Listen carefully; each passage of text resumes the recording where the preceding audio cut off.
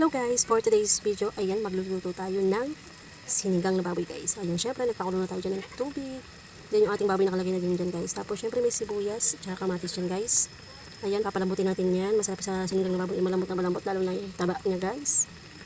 Ayan, syempre, lalagyan natin ng asin. Ayan, lagyan natin ng asin. Ito nga pala guys yung ating mga gulay. Ayan yung ating sitaw.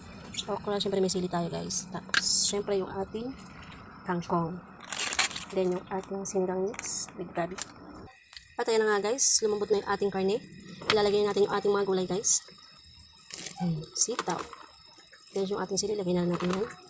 Mas maraming gulay, mas masarap siya guys. Then yung ating okra, sabay na natin para isang lutuan. Ayan na guys, kumukulo na yung ating sabaw. Buksan natin. Ayan na, kulong-kulo na siya guys. Ang dami nating gulay. Isunod natin yung ating kangkong guys. Masarap sa sinigang guys pag maraming gulay. Kahit konti lang yung karne niya. Malasa na.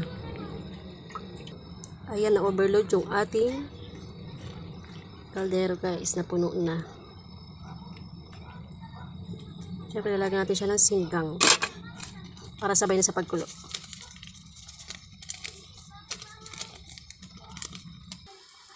At ayan na guys, luto na yung ating sinigang na baboy.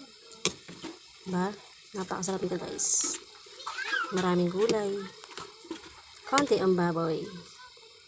Ayan guys, kain tayo. Thank you for watching guys.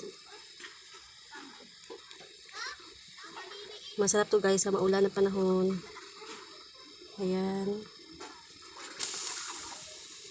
Thank you guys.